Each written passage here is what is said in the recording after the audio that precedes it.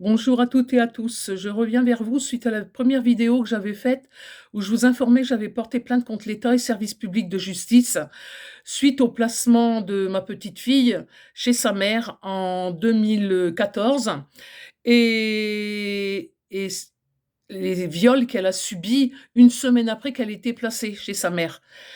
Donc ma petite fille a été droguée, violée, les mains attachées par un dénommé Mohamed Aïssa, né à Bougarablida en Algérie. De passage sur notre territoire, c'est ma fille qui a créé un site de rencontre et qui a fait venir cet individu chez elle. J'avais signalé depuis le départ que ma fille avait été gravement malade. J'avais un certificat médical qui précisait que ma fille avait besoin de moi pour s'occuper de Lola. J'ai tout remis, hein, enfin c'est même pas moi, c'est mon avocat qui a fait un dossier vraiment solide avec le dossier médical de ma fille où il était marqué qu'elle avait un pronostic vital engagé, qu'il y avait le certificat médical du médecin qui précisait que ma fille avait besoin de moi, qu'elle avait des problèmes psychologiques. J'ai signalé à l'enquêtrice Madame Delpiano de l'ASE de Toulon que ma fille était gravement malade. Je lui ai montré le dossier, je lui ai signalé que le père était violent, qui était connu des services de police. Elle m'a revu une seconde fois et elle m'a dit: oh mais non, le père est pas violent du tout, je l'ai vu avec sa fille, il était en train de jouer au ballon.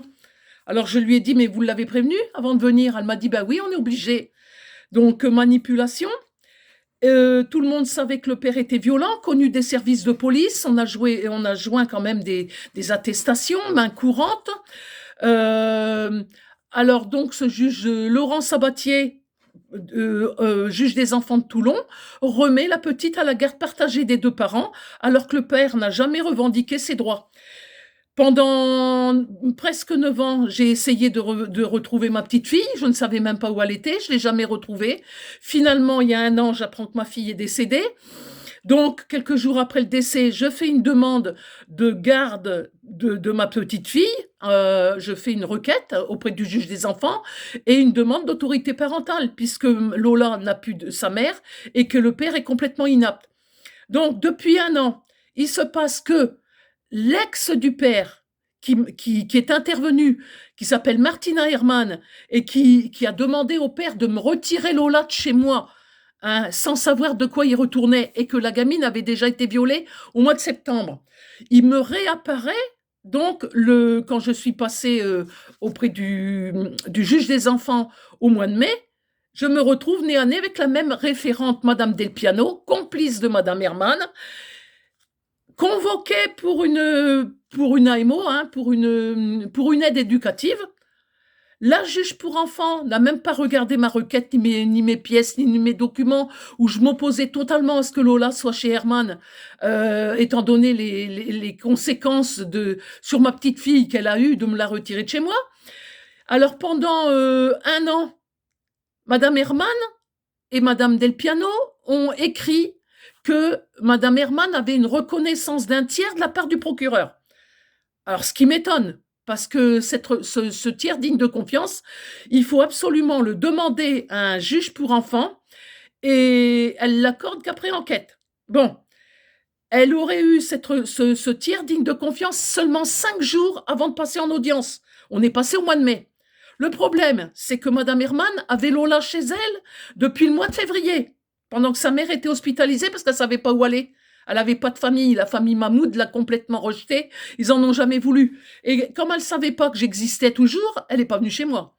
Bon, alors à partir de là, pendant un an, Madame Herman, qui avait ce tiers digne de confiance, dès la première audience, elle a demandé le placement de ma petite fille.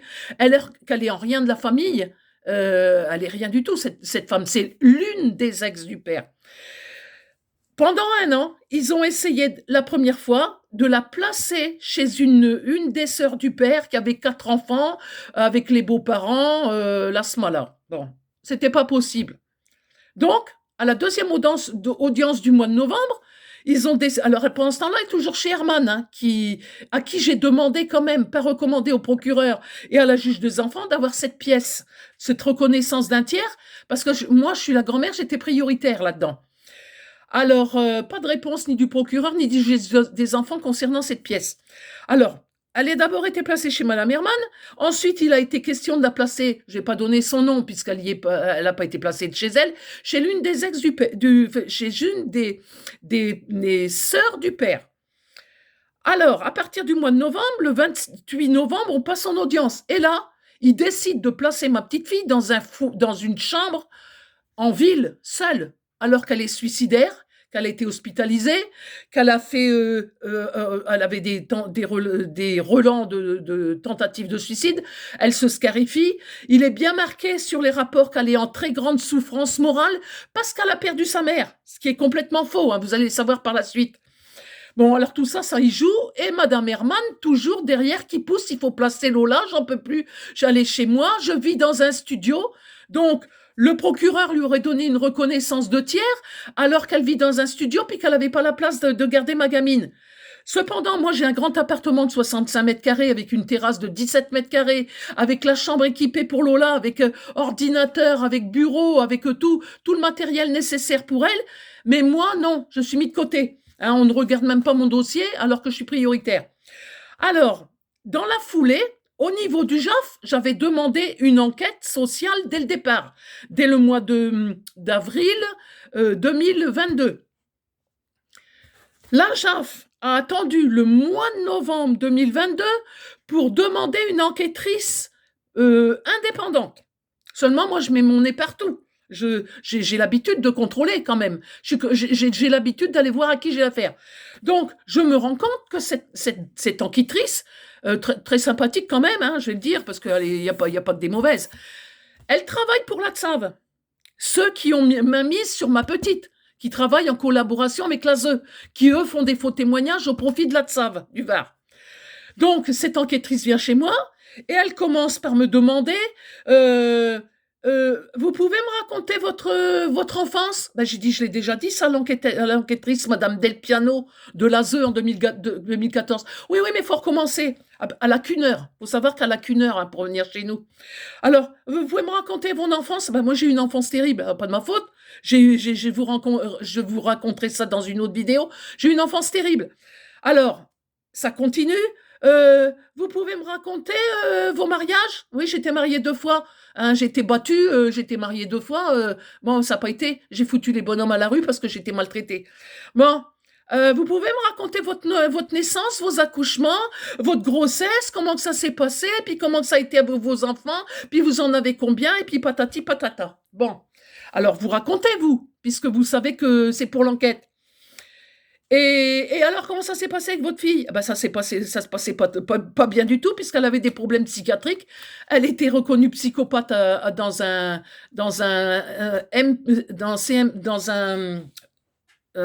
c'était une aide à l'enfance à Senlis. Elle avait des gros problèmes.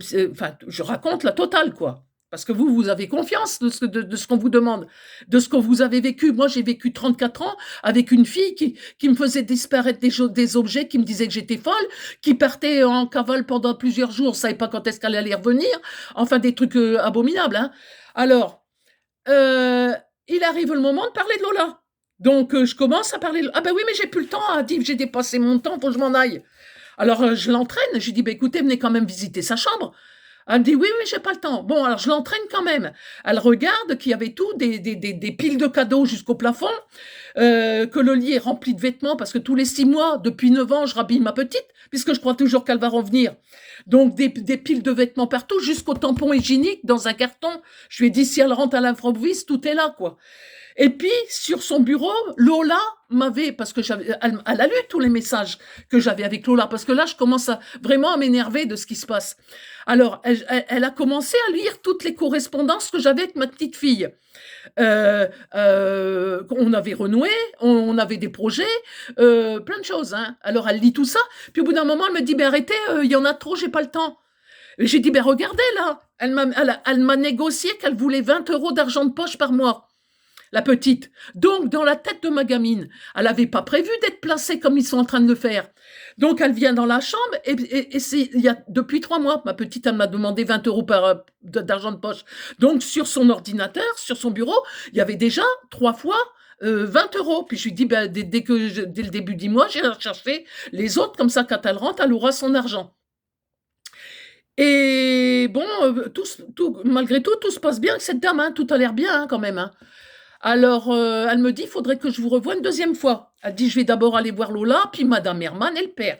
Bon, alors j'attends. Elle a étalé assez vite quand même, hein, peut-être 6 semaines après, parce qu'elle avait une semaine de congé. Elle me demande de la rejoindre en ville, boire un thé.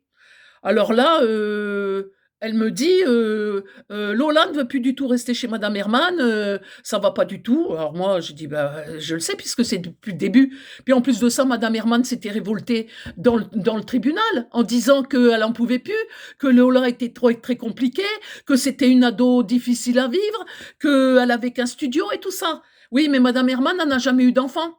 Alors, moi, je me suis occupée de ma fille pendant 34 ans, donc je sais quand même m'occuper d'une ado. Bon, alors on revient à cette enquêtrice qui me dit qu'elle a vu Madame Herman. Alors je lui dis, mais qu'est-ce que vous en pensez? Elle m'a dit, je veux pas en je veux pas en parler. Donc elle savait très bien qu'il y avait anguille sous roche. Elle le sait. Je lui ai même montré tous les dessins de Lola et puis les preuves que Lola allait violer. Elle le sait. Bon, alors elle est allée chez Mahmoud, chez le père, où elle s'est fait à moitié agresser. Je le dis depuis le début, qu'il est agressif, qu'il a besoin d'aller en tôle. Alors, elle n'a pas le droit de me raconter ce qui s'y passe. Et là, elle me dit, je préfère vous avertir que Lola, elle va aller en foyer. Alors, je dis quand même qu'elle va aller en foyer, puisque comment qu'elle pourrait aller en foyer, puisqu'on n'est pas encore repassé en audience? On doit repasser qu'au mois de mai. Elle me dit, mais Madame Aussan, je préfère vous prévenir que vous tombiez pas de haut. Alors moi, je crois toujours en la justice. Moi, je suis conne. Hein. Moi, je suis idiote. Moi, j'ai passé un diplôme où on nous dit loyauté, justice. Et il faut toujours rester là-dessus. Moi, depuis 40 ans, je suis loyale et je suis juste. Bon, alors là, ça commence à monter, vous voyez. Alors, j'attends quand même. Et il y a quelques jours, je reçois le compte-rendu du rapport de Madame, de l'enquêtrice, hein, qui est soi-disant indépendante, mais qui travaille aussi pour l'ATSAV. Et là, je l'ai sous les yeux.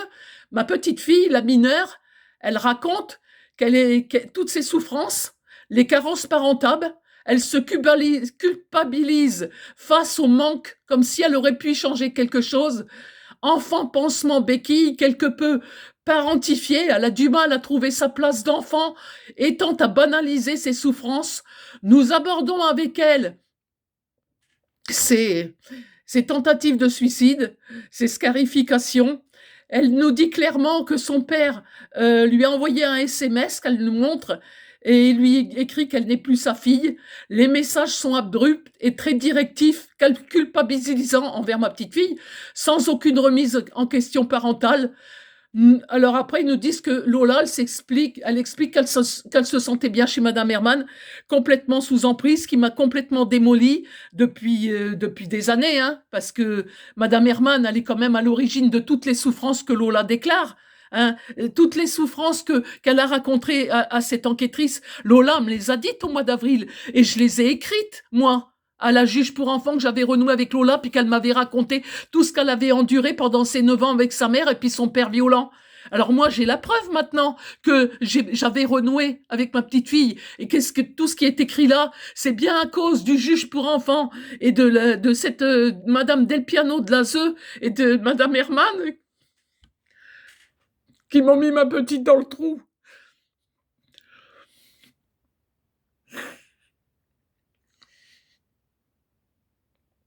Alors je dois continuer de me battre. On doit repasser. J'ai été salie sur ce rapport. L'enquêtrice qui a tout mis en ma faveur, malgré tout, elle a raconté toutes les souffrances que j'avais endurées avec ma petite fille. Elle y note que j'avais un bel appartement bien entretenu. Elle a contrôlé tous mes comptes, que tout était parfait. Elle a marqué qu'elle avait tout contrôlé. J'avais tout sorti, tous mes revenus. Elle a même marqué que j'avais placé de l'argent pour les études de ma petite fille. Mais dans une petite phrase cachée, elle marque « Madame Aussan est arrivée sur la Côte d'Azur avec l'aide de la mafia. » J'étais assise là, où je suis là, sur mon banc. Je suis tombée, j'ai cru que j'allais tomber. J'ai dit « Qu'est-ce que c'est que cette histoire ?» On me fait passer pour une pour je ne sais trop quoi. Je suis arrivée sur la Côte d'Azur avec l'aide de la mafia. Je, je, je suis... je- Ensuite, on est complètement à bout. J'ai passé 34 ans avec ma fille qui était complètement folle. Depuis 9 ans, je me bats pour ma petite fille. On dit, ah mais Madame Aussin, elle va pas bien, elle est déstabilisée. Ben oui, ça fait 9 ans que je me bats pour ma gamine, que je sais qu'elle est en souffrance. Je sais ce que j'ai enduré, moi, avec ma fille. Et puis, ils ont jeté ma gamine en pâture avec sa mère et avec le père violent. Et la petite, elle raconte tout. Elle raconte tout. Au final, il est marqué que Lola se sent bien au foyer. Ben, bien sûr, la pauvre gamine, elle sait même pas ce qui l'attend à la maison. Depuis 1 an, ils ont essayé de la placer de tous les côtés. Elle sait même pas ce qui l'attend chez moi. Alors, il est bien marqué que Lola, elle est prête à reprendre contact avec moi, mais quand elle le désirera. Mais moi, je n'ai pas la version de Lola. Moi, j'avais des correspondances où elle m'a même écrit Mémé. Elle m'a toujours appelé Mémé, je suis du Nord. Mais là, il est marqué que Lola, elle aurait dit, moi je la connais pas cette dame. Alors qu'on a passé, on a été se balader elle m'a fait visiter les magasins qu'elle aimait dans la ville de hier. Elle m'a même choisi ce petit cœur qui est là, qui me quitte pas depuis le mois d'avril, hein. Et on a fait les boutiques ensemble. Elle m'a présenté ses 3 meilleures copines dans le square. On a passé l'après-midi, elle a même regardé tous les documents, qui correspondent à sa mère que je lui ai emmené, hein, et toutes les correspondances que j'avais avec elle par mail. Et maintenant, elle m'a même dit qu'elle se souvenait très bien de mon appartement. Je lui ai dit, je lui ai raconté comment elle était à la maison. Elle me dit, je me souviens très bien de tout. Elle dit, on regardait les émissions de variété tous les deux. Elle m'a même parlé des poupées reborn que je faisais. Et enfin, elle avait tous les souvenirs. Elle se souvient que je suis allée la voir à l'école en cachette, à genoux dans la rue, à la prendre dans mes bras à travers la barrière de l'école, quand on nous a supprimés les uns les autres. Et aujourd'hui, il faut que je me batte. Et aucun avocat, parce que tous les avocats sont tous complices de ce complot. Donc, je ne sais pas ce que ça va donner.